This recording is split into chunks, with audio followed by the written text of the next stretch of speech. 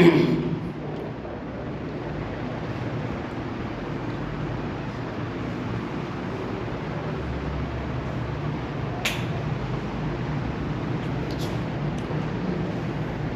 الحمد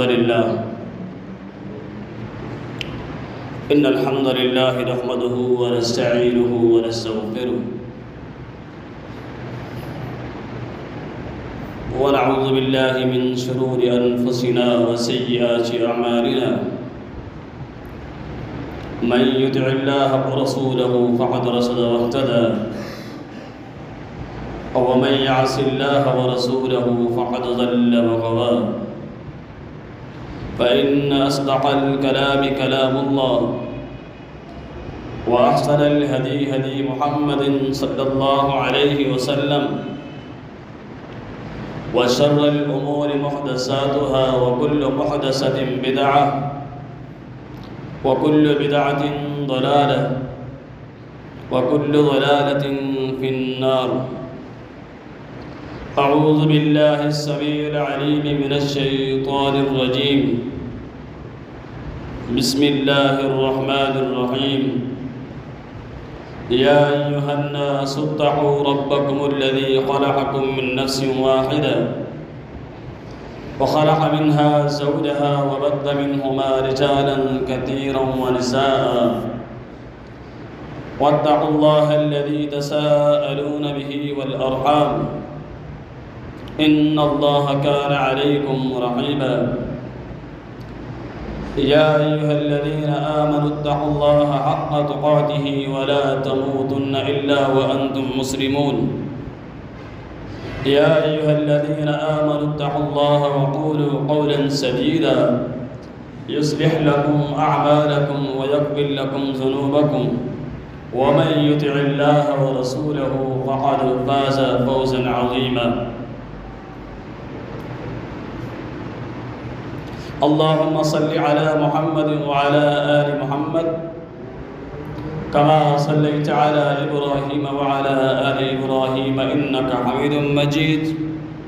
اللهم بارك على محمد وعلى آل محمد كما باركت على إبراهيم وعلى آل إبراهيم إنك حميد مجيد.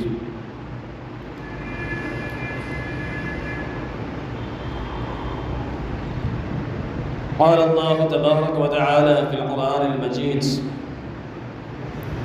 النبي أولى بالمؤمنين من أنفسهم. قال النبي صلى الله عليه وسلم: لا يؤمن أحدكم حتى أكون أحب إليه من والده وولده والناس أجمعين. گزشتہ جمعہ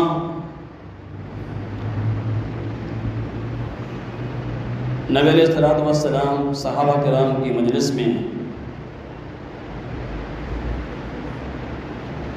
اس پر گفتگو ہوئی تھی. آج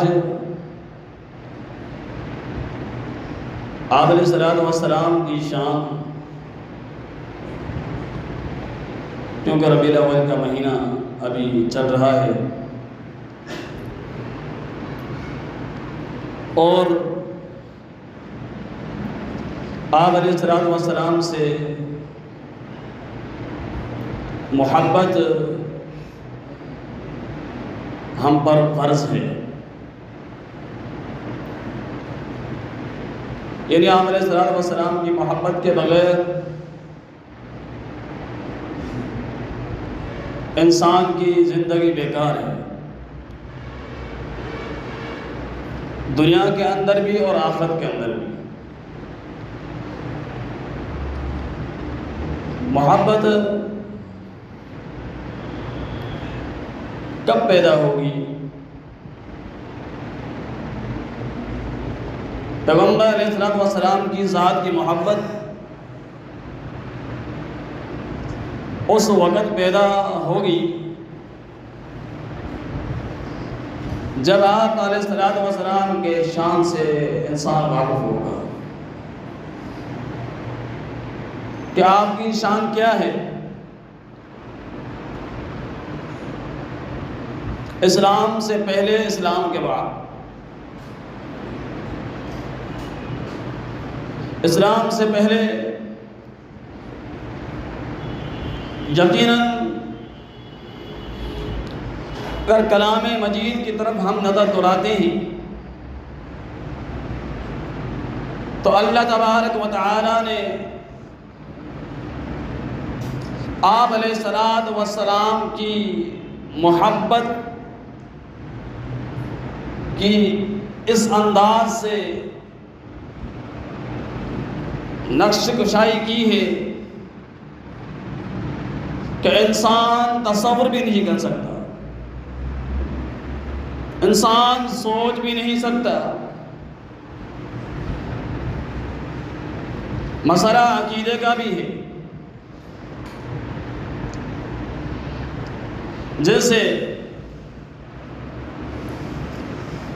اللہ تبارک و تعالی نے پیغمبر علیہ الصلوۃ والسلام کے حوالے سے آپ کی شان کو کس طرح اجاگر کیا ہے۔ اللہ تبارک و تعالی نے فرمایا کہ لَعَمْرُكَ إِنَّهُمْ لَفِي سَكْرَتِهِمْ يَعْمَهُونَ۔ دنیا کے اندر جتنی بھی مخلوق پیدا کی گئی ہے، اللہ تبارک و تعالی نے کسی مخلوق کی زندگی کے بارے میں قسم نہیں اٹھایا، کسی مخلوق کی زندگی کے بارے میں۔ لیکن جب باری آتی ہے امام الانبیاء کی،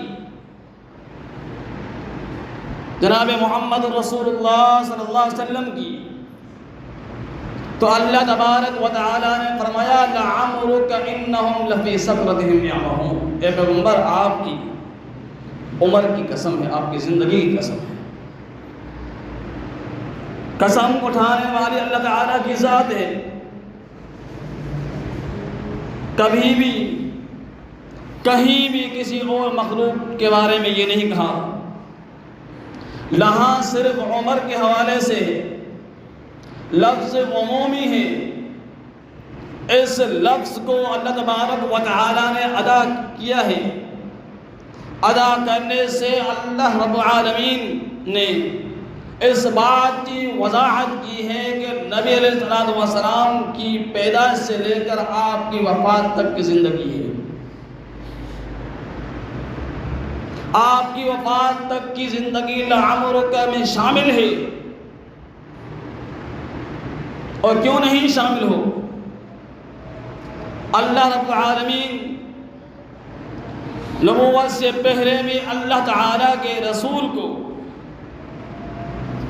کوئی نقص لگانے نہیں دیتے، کوئی عیب لگانے نہیں دیتے۔ اور آپ پچھلے کی نبوت سے پہلے والی زندگی اٹھا کے دیکھیں، ابو طالب نے ام المومنین سیدہ خدیجہ الکبریٰ سلام اللہ علیہا کے ساتھ جب نکاح پڑھایا تھا، اس وقت 25 سال عمر تھی اللہ کے رسول کی۔ یہ نبوت سے پہلے والی زندگی ہے۔ اندازہ لگائیں کہ اللہ رب العالمین اپنے پیغمبر کے ساتھ کس قدر محبت کرتا ہے، اور پھر کوئی نقص لگانے، کوئی عیب لگانے نہیں دیتا۔ مجلس کے اندر خطبہ پڑھنے والے ابو طالب ہیں، کفار کے سنابیل موجود ہیں، بڑے بڑے سردار موجود ہیں۔ ابو طالب نکاح کا خطبہ پڑھاتے ہیں، بڑے بڑے سرداروں کے اندر وہاں ایک عجیب سا ماحول بنا ہوا تھا۔ کس وجہ سے؟ اس وجہ سے وہ یہ سوچ رہے تھے، ان کے ذہنوں میں ایک فطور تھا کہ بھائی جس عورت کی شادی ہو رہی ہے وہ کفار کی، قریش قبیلے کی سردار عورتوں میں سے ایک عورت ہے، مال و دولت کی فراوانی ہے، اور سامنے جس شخص کے ساتھ اس کی شادی ہو رہی، رشتہ ہو رہا ہے، نکاح ہو رہا ہے، وہ ایک یتیم بے یار و مددگار ہے، اس کے پاس کچھ نہیں ہے، مفلس ہے، کلاش ہے۔ ابو طالب نے جب ان کے چہروں کو دیکھا، معاملے کو بھانپ لیا، اسے کہا آپ لوگوں کے ذہن میں یہ ہے کہ یہ یتیم بچہ ہے، جس عورت کے ساتھ نکاح ہو رہا ہے وہ بہت مالدار عورت ہے، اگر یتیم بچہ ہے یہ آپ کے ذہنوں میں فطور ہے تو تم یہاں جتنے بھی سردار موجود ہو، کوئی ایک اٹھ کر مجھے یہ ثبوت دے کہ وہ محمد جیسا ہے، کوئی ایک آدمی اٹھ کر میرے سامنے یہ ثبوت پیش کرے کہ اس کی زندگی محمد جیسی زندگی ہے، خلوت کے اندر، جلوت کے اندر، ہر معاملے میں، غمی میں، خوشی میں اس جیسا ہے تو مجھے اٹھ کر دیتا ہے۔ سب کی گردنیں جھک گئی، سب کی گردنیں جھک گئی۔ پھر ابو طالب نے کہا اگر معاملہ تمہارے ذہنوں میں مال کا ہے تو مال سائے کی طرح ہے، آج اس طرف ہے کل اس طرف ہوگا، پھر بھی تمہیں میں ایک موقع دیتا ہوں، کہتا ہے کہ تم سب سردار مل کر حق مہر مقرر کرو، میں اس حق مہر کو یہاں سے پورا کر کے جاؤں گا۔ آپ لوگ کیا کہتے ہو کہ یہ مفلس ہے، کلاش ہے، اس جیسا کوئی بندہ تم دکھائے تو صحیح مجھے۔ تو عزیز ساتھیو، یہ ہے پیغمبر علیہ السلام کی نبوت سے پہلے والی زندگی۔ ابو طالب اسلام نہیں لایا، کفر کے دائرے میں ہی مرا ہے، لیکن کمال اللہ کی ذات کا ہے کہ نبوت سے پہلے بھی اپنے پیغمبر پر کوئی نشان، کوئی دھبا لگنے نہیں دیا، کوئی دانا کسی کو دان دینے کی ہمت نہیں ہوئی، کوئی یہ کوشش کرے کہ یہ بچہ اس طرح ہے۔ یہ تھی اللہ رب العالمین کی محبت، کمال کر کے دکھایا ہے۔ اگر آپ کی شان کی طرف اگر آتے ہیں، پھر جب نبوت کا اعلان ہوا، کفار نے طرح طرح کے اعتراض کیے، اللہ رب العالمین نے فرمایا کہ ان سے کہیے لقد لبثت فیکم عمرا من قبل افلا تعقلون، تمہارے اندر میں نے کتنی عمر گزاری ہے؟ 40 سال۔ 40 سال میں میری کوئی غلطی دکھاؤ، میرے اندر کوئی نقص دکھاؤ، میرے اندر کوئی عیب دکھاؤ، اور اب تم مجھے طرح طرح کے طعنے دیتے ہو، مجھ پر الزام تراشیاں کرتے ہو۔ یقیناً اس معاملے سے بھی جو نبوت کے بعد کفار نے نبی علیہ السلام کے لیے ماحول بنایا، اللہ رب العالمین نے یہاں پر بھی اپنی محبت کا اظہار کیا، اور اللہ رب العالمین نے اپنے پیغمبر کو ان الزامات سے بری کیا، ان الزامات سے بری کیا۔ سیدنا نبوت کے بعد والا معاملہ، اب نبوت مل گئی، حذیفہ بن یمان رضی اللہ تعالیٰ عنہ سوال کرتے ہیں اللہ کے پیغمبر، میرا ایک سوال ہے، عجیب سوال کرتے ہیں کہ آپ نے کیسے یقین کر لیا میں اللہ کا رسول ہوں؟ آپ نے اپنے نبی ہونے پہ یقین کیسے کیا؟ اللہ کے پیغمبر نے فرمایا کہ میرے صحابی، میں ایک دن سویا ہوا تھا، اتانی ملکانی، دو فرشتے آتے ہیں، دو فرشتے آئے، ایک زمین اور آسمان کے بیچ میں کھڑا ہو گیا اور دوسرا میرے پاس آیا جو زمین اور آسمان کے درمیان کھڑا ہوا تھا۔ اس نے نیچے والے سے پوچھا کہ یہ وہی شخص ہے جس کے پاس ہم کو بھیجا گیا ہے؟ نیچے جو فرشتہ کھڑا ہوا تھا اس نے کہا ہاں یہ وہی شخص ہے۔ کہا اب جس چیز کے بارے میں ہمیں حکم دیا گیا ہے وہی کارروائی کرو۔ اللہ کے پیغمبر نے فرمایا کہ انہوں نے ترازو قائم کیا، ترازو لگایا، مجھے ترازو کے ایک پلے کے اندر ڈالا، میری امت میں سے 2 آدمیوں کو اس پلے میں ڈالا، میری طرف والا ترازو کا پلہ بھاری تھا، پھر اس طرح کر کے 1 2 3 4 10 آدمی 10 آدمی ڈال دیے، تو پھر بھی میرا پلہ، میری طرف والا پلہ ترازو کا بھاری تھا۔ تو آخر میں جو فرشتہ کھڑا ہوا تھا اس نے کہا بھائی کیا وزن کرنا ہے؟ آپ نے کیا وزن کرنا ہے اور کس چکر میں پڑ گئے ہو؟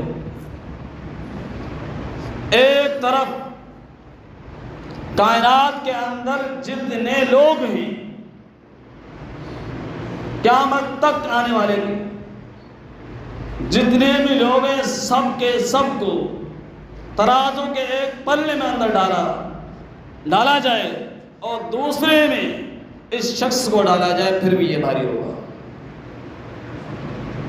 یہ آپ کا شان ہے، یہ آپ کا مقام ہے، لیکن اس مقام کو بھی محبت کے ساتھ واضح کرنے والی اللہ تعالیٰ کی ذات ہے، اللہ تعالیٰ کی ذات ہے کہ محبت کے ساتھ اللہ کے پیغمبر کی شان کو، آپ کے مقام کو آپ کی امت تک پہنچایا ہے۔ لیکن امت ہے کہ خالی ناچ گانوں اور شاعری تک ہی اللہ کے پیغمبر کی شان، آپ کے ساتھ محبت کا اظہار کرتی ہے۔ یہ نہیں ہے، آپ اگر صحابہ کرام کی زندگی کی طرف نظر دوڑائیں، انہوں نے نبی علیہ السلام کی شان کو پہچانا، آپ علیہ السلام کے مقام کو جانا، انہوں نے مقام کو پہچانا، مقام کو جان کر پھر آپ علیہ السلام سے محبت کا اظہار بھی کیا، اور اظہار محبت کا مختلف طریقوں سے کیا جاتا ہے، لیکن نبی علیہ السلام سے محبت کا اظہار آپ علیہ السلام کی اطاعت اور فرما برداری سے ہوگا۔ قُلْ إِن كُنتُمْ تُحِبُّونَ اللَّهَ فَاتَّبِعُونِي، اے پیغمبر آپ کہہ دیجئے ان سے اگر تم مجھ سے محبت کرنا چاہتے ہو تو میری پیروی کرو، میری پیروی کرو۔ اب اندازہ لگائیں کہ ہمارا محبت کا طریقہ مختلف ہے اور کلام مجید جس محبت کی تعلیم دیتا ہے اس کا طریقہ مختلف ہے۔ کلام مجید کہتا ہے کہ اگر پیغمبر سے محبت کرنی ہے تو اس کے لیے شرط یہ ہے کہ اس کی اطاعت کرو، اس کی فرما برداری کرو۔ پھر اس میں عملی کردار بھی ہونا چاہیے۔ ہمارا عملی کردار اللہ کی پیغمبر کی مخالفت میں ہوتا ہے، مخالفت میں کوشش کرتے ہیں، اللہ کے پیغمبر کی حدیث سامنے آ جاتی ہے۔ جیسے آپ فقہ کی کتابیں اٹھا کے دیکھیں نا، آپ فقہ کی کتابیں اٹھا کے دیکھیں، صاحب کتاب ایک طرف حدیث کو کوٹ کرتا ہے، پھر سامنے اللہ کے رسول صلی اللہ علیہ وسلم کے ساتھ وہ یہ سمجھ کر اپنی بات پیش کرتا ہے کہ میں محبت کرتا ہوں، وہ بغاوت کر رہا ہوتا ہے، وہ بغاوت کر رہا ہوتا ہے۔ بے شمار مثالیں موجود ہیں، فقہ کی کتاب ہدایہ کے اندر آپ دیکھیں، قدوری کے اندر آپ دیکھیں، اصول الشاشی کے اندر آپ دیکھیں، یہ جتنے بھی فقہ کی کتابیں ہیں ان سب کتابوں کے اندر نصب الرایہ کو اٹھا کے دیکھیں، امام زہری کی ہے، آپ اٹھا کے دیکھیں، اللہ کے پیغمبر کی حدیث کے انبار لگائے ہوئے ہیں، حدیث کوٹ کی ہوئی ہے، نیچے اس حدیث کی مخالفت بھی بھرپور طریقے سے کی ہوئی ہے۔ یہ ہے محبت۔ یہ تو وہ محبت نہ ہوئی جس محبت کی تعلیم کلام مجید سے ملتی ہے، جس محبت کی تعلیم اللہ کے رسول کی حدیث سے ملتی ہے۔ اگر یہ محبت نہیں ہے نا، دکھلاوا ہے، تو پھر یہ بات، یہ حدیث اللہ کے پیغمبر کی آپ سن لیں، ہم اگر لا یؤمن احدکم حتی اکون احب الیہ من والدہ وولدہ والناس اجمعین۔